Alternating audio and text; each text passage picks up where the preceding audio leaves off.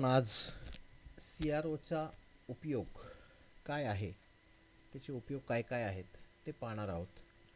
त्यातला पहिला उपयोग आहे वेव्हफॉर्मचा अभ्यास करणे. विद्युत राशीच्या अनेक तरंगाचा अभ्यास या ठिकाणी सी आर ओच्या साहाय्यानं करता येतो. तो अभ्यास करण्यासाठी सी आर ओच्या ज्या तरंगाचा अभ्यास करावायचा आहे असे तरंग आपण सी आर ओच्या इनपुट टोकाला देतो. त्यानंतर विविध नियंत्रकाचा वापर करून ते तरंग पडद्यावर आणतो, पडद्यावर स्थिर करतो. जे मागच्या व्हिडिओमध्ये सांगितलं कोणकोणते फ्रंट पॅनल कंट्रोल्स वापरून आपण पडद्यावर तरंग स्थिर करू शकतो, आणू शकतो. त्या कंट्रोलच्या साहाय्यानं तरंग स्थिर करून त्याचे वेगवेगळे पॅरामीटर्स जेव्हा आपण मोजायचे असतात किंवा मोजले जातात, त्यामध्ये ॲम्प्लिट्यूड असेल, फ्रिक्वेन्सी असेल, फेज असेल, आकार असेल इत्यादी बाबीवरून आपण त्या वेव्हफॉर्मचा अभ्यास करू शकतो. तर आता या ठिकाणी वेव्हफॉर्मचा अभ्यास करण्यासाठी एक प्रॅक्टिकल मांडणी दाखवलेली आहे. यामध्ये सी आर ओ घेतलेला आहे, त्यानंतर फंक्शन जनरेटर घेतलेला आहे, ज्याच्या साहाय्यानं विविध आकाराचे विविध फ्रिक्वेन्सीचे तरंग निर्माण करता येतात. असा हा फंक्शन जनरेटर घेतलेला आहे, हा सी आर ओ घेतलेला आहे. ह्या दोघाची जोडणी केलेली आहे. यातला एकच चॅनल आपण वापरणार आहे. हा डिजिटल स्कोप असल्यामुळे आपल्याला याच्यावर बाकीचे जास्त कंट्रोल्स दिसत नाही आहेत, त्याची गरज लागत नाही, कारण आपण इकडून इनपुट दिलं की पडद्यावर लगेच त्याचं ॲटो जनरेट होऊन इमेज तुम्हाला त्या ठिकाणी पडद्यावर मिळत असते. तर अशा या फंक्शन जनरेटरचा वापर करून आपण काय करणार आहोत, विविध तरंगाचा अभ्यास करणार आहोत. त्या अभ्यास करण्यासाठी आपण जेव्हा या सर्किटला चालू करतो तेव्हा आपल्याला पडद्यावर काय मिळतात, तरंग आकार पाहायला मिळतात. तर आता हे जे तरंग आकार, हा सी आर ओ आहे. ह्या सी आर ओला आपण इनपुट ए चॅनलला दिलेला आहे, त्यामुळे आपण ए चॅनल इथं पाहणार आहोत. इथं जी स्केल आहे ती 5 व्होल्ट आहे. हे काय आहे, 5 व्होल्ट. जेव्हा हा 0 आपण दाबतो त्यावेळेस ग्राउंड झाला सी आर ओ. इनपुट असून सुद्धा आपल्याला तरंग आकार मिळत नाहीत, तेव्हा अशा वेळी आपण काय करायचं, इनपुट कोणते आहेत, ए सी आहेत, त्यामुळे हा ए सीवर ठेवायचा. ए सीवर ठेवल्याबरोबर आपण दिलेले इनपुट या ठिकाणाहून मिळाले. आता हे दिलेले इनपुट कोणते आहेत, त्याची फ्रिक्वेन्सी काय आहे, त्याची ॲम्प्लिट्यूड काय आहे, हे आपल्याला या ठिकाणाहून समजून येतं.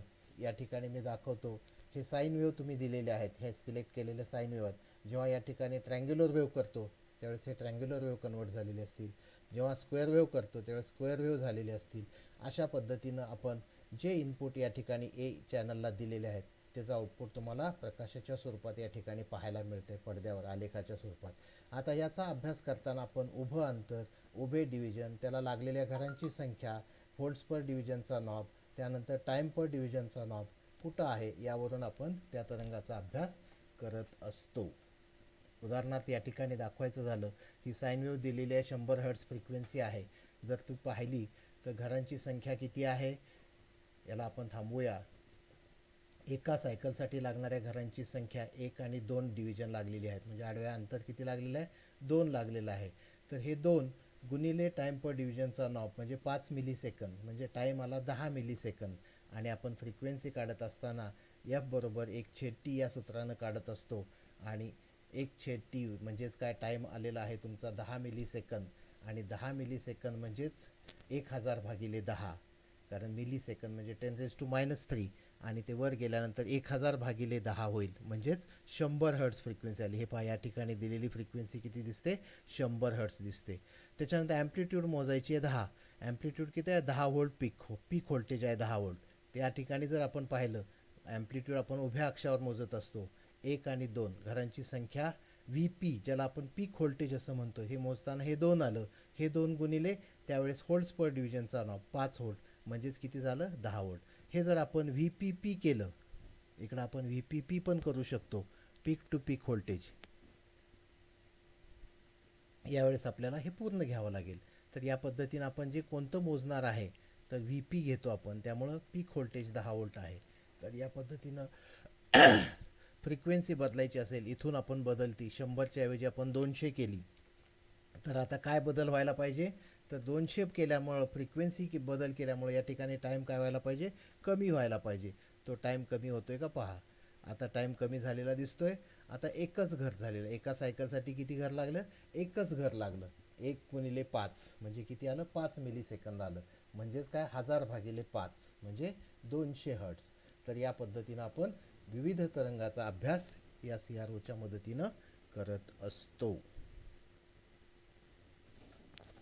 यानंतर आपण पाहणार आहोत CROचा दुसरा उपयोग व्होल्टेज मोजमापन. आता व्होल्टेज दोन प्रकारचं असतं, एक DC व्होल्टेज आणि एक AC व्होल्टेज. त्यात पहिल्यांदा DC व्होल्टेज. आता DC व्होल्टेज मोजताना काय कृती करायची असते ती या ठिकाणी लिहिलेली आहे. पहिल्यांदा CRO ऑन करायचा, पडद्यावर एक मध्यभागी रेषा मिळवायची ही सांगितलेली आहे तुम्हाला. AC DC सिलेक्टर स्विच DCवर ठेवायचा, कारण आपण DC व्होल्टेज मोजतोय. जे तुम्हाला व्होल्टेज मोजायचं आहे ते कुठं द्यायचं, Y इनपुट टोकाला द्यायचं आहे. त्यानंतर मध्यभागी असणारी जी ही रेषा आहे, प्रकाशीय रेषा आहे, ती वर किंवा खाली शिफ्ट झालेली दिसेल तुम्हाला. जेव्हा आपण इनपुट देतो तेव्हा ही रेषा वर किंवा खाली शिफ्ट झालेली दिसेल. आता या ठिकाणी वर शिफ्ट झालेली दिसते, ती किती घरानं शिफ्ट झालेली आहे, 2 डिव्हिजननं शिफ्ट झालेली आहे. या घरांची संख्या मोजायची.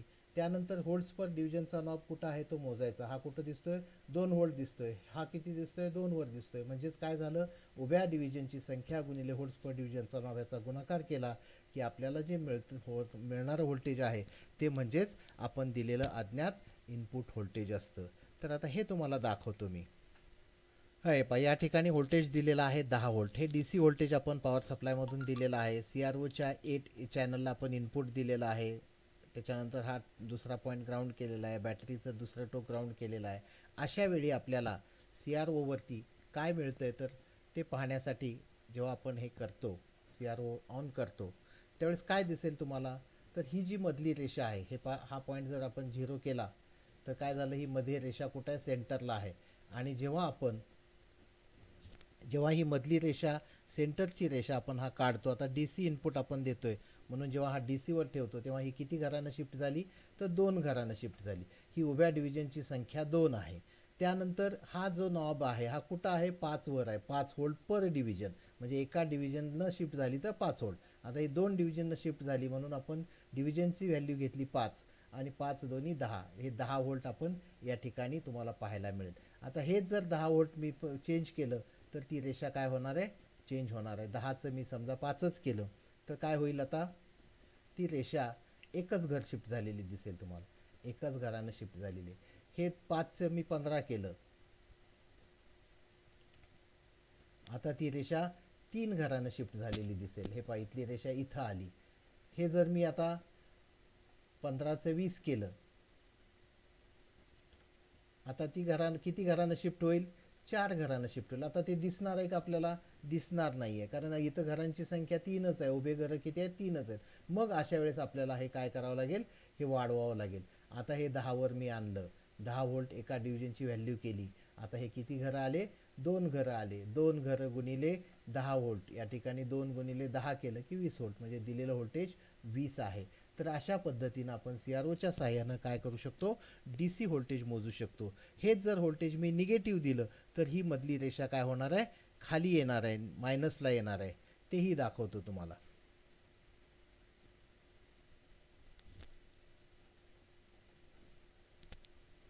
हा, हे पहा, आता या ठिकाणी काय झालं, आपण दिलेलं किती आहे, 20 व्होल्ट आहे. आता ही रेषा मध्यापासून कुठं आलेली आहे, तर खाली आलेली आहे.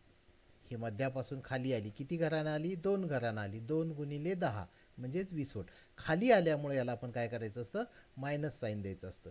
जेव्हा वर जाते तेव्हा प्लस, खाली येते तेव्हा मायनस. अशा पद्धतीनं आपण DC व्होल्टेज याच्या साहाय्यानं मोजत असतो. आता व्होल्टेज मेजरमेंटचा दुसरा पार्ट, AC व्होल्टेज मेजरमेंट. आता AC व्होल्टेज मोजताना ही कृती तीच करायची आहे. CRO ऑन करून पडद्यावर मध्यभागी आडवी रेषा आणायची आहे. AC DC सिलेक्टर स्विच आता कुठं ठेवणार, ACवर ठेवणार. अज्ञात व्होल्टेज कुठं देणार, Y इनपुटला देणार. मध्यभागी असणाऱ्या रेषेचं रूपांतर कुठं होणार आहे, तरंग आकारात होणार आहे. त्या तरंगासाठी लागणाऱ्या उभ्या घरांची संख्या मोजा. आता येथून आपण उभ्या घरांची संख्या मोजायला लागलो आणि फक्त एवढ्याच मोजल्या, 1 2 3, तर हे झालं VP, म्हणजे पीक व्होल्टेज झालं. आणि जर आपण इथून ते इथून पूर्ण मोजल्या तर हे झालं VPP, त्याला आपण काय म्हणतो, पीक टू पीक व्होल्टेज. आता CROवर जे व्होल्टेज तुम्हाला दिसणार आहे प्रत्यक्षात मोजमाप करत असताना, ते तुम्हाला RMS, रूट मीन स्क्वेअर व्हॅल्यू मिळते. ती कशी मिळते ते मी तुम्हाला दाखवतो. तर आता या ठिकाणी उभ्या घरांची डिव्हिजन जशी आहे ती मोजली आपण, त्याला व्होल्ट्स पर डिव्हिजनच्या स्केलनं, म्हणजे ह्या बटनच्या नॉबनं गुणलं. आता या ठिकाणी 3 घरं शिफ्ट झालेली आहे, 5चा हे आहे आणि पूर्ण मोजलं VPP तर 6 घरं आहेत, 1 2 3 4 5 6 घरं आहेत. तेव्हा 6 गुणिले 5 म्हणजे 30 मिलीव्होल्ट काय झालं, पीक टू पीक व्होल्टेज आलं. आणि जर 3 न गुणलं तर किती येणार आहे, 15 व्होल्ट येणार आहे, 15 मिलीव्होल्ट. सॉरी, हे व्होल्ट पर डिव्हिजन हे आहे मिलीव्होल्टवर, त्यामुळे 15 millivolt peak to peak voltage आलं. परंतु प्रत्यक्षामध्ये हे जे व्होल्टेज आहे हे याला गुणिले 0.707 गुणायचं असतं, ते म्हणजे प्रत्यक्षात व्होल्टेज असतं. आणि जेव्हा 15ला आपण 0.707 गुणतो तेव्हा 10.6 मिली व्होल्ट हे दिलेलं अज्ञात इनपुट व्होल्टेज RMS व्होल्टेज असतं. CROच्या साहाय्यानं आपल्याला RMS व्होल्टेजची व्हॅल्यू समजत असते, ते तुम्हाला मी दाखवतो. हां, आता हे पहा, या ठिकाणी अगोदर तुमचं पहिलं काम काय, CRO ऑन करायचा, त्याच्यावर आडवी रेषा मिळवायची, त्यानंतर AC-DC सिलेक्टर नॉब ACवर ठेवायचा, त्यानंतर Y इनपुट द्यायचं. हे Y इनपुट दिल्यानंतर तुम्हाला तरंग आकार मिळेल. हे तरंग आकार तुम्हाला व्यवस्थित पडद्यावर मोजता येईल अशा अवस्थेत आणायचे आहेत.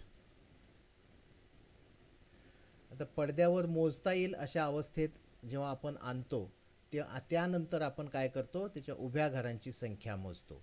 आता या ठिकाणी जर तुम्ही पाहिलं तर उभ्या घरांची संख्या किती दिसते तुम्हाला, हे पहा. याला जर आपण थांबवलं आणि उभ्या घरांची संख्या मोजली, एक पूर्ण सायकल झाली, 1 2 3 आणि खाली पण 1 2 3 असे 6 घरं आहेत. म्हणजे उभ्या डिव्हिजन्स किती आहेत, 6 आहेत. उभ्या डिव्हिजन्स 6. आणि त्यावेळी हा व्होल्ट्स पर डिव्हिजनचा जो नॉब आहे तो कुठं आहे, 5 मिलीव्होल्टला आहे. 6 गुणिले 5 मिलीव्होल्ट म्हणजे किती झालं, 30 मिलीव्होल्ट पीक ते पीक व्होल्टेज झालं. आणि या 30 मिलीव्होल्टच्या नंतर त्याला जर आपण 2 न भागलं किंवा 6च्या ऐवजी 3 घेतल्या, 3 गुणिले 5 घेतलं तर 15 मिलीव्होल्ट पीक व्होल्टेज आलं. आणि या पीक व्होल्टेजला 0.707 जेव्हा आपण गुणतो, 15 गुणिले 0.707 तेव्हा 10.6 मिलीव्होल्ट एवढं इनपुट व्होल्टेज असतं. आणि ते तुम्हाला या ठिकाणी आपण ह्या AC सोर्समधून दिलेलं दिसते, 10.6 मिलीव्होल्ट RMS. हे जेव्हा आपण बदलतो त्या प्रमाणात उभ्या घरांची संख्या बदलणार असते. तर अशा रीतीनं आपण CROच्या साहाय्यानं AC-DC व्होल्टेज काय करत असतो, मोजत असतो आणि तरंगाचा अभ्यास करत असतो. याच CROचा वापर करून जेव्हा प्रवाह मोजायचा असतो पुढचं ॲप्लिकेशन, तेव्हा CROच्या साहाय्यानं डायरेक्ट प्रवाह मोजता येत नाही. तर आपण काय मोजणार, एक माहीत असलेल्या किमतीचा रोध या ठिकाणी मंडळात टाकणार.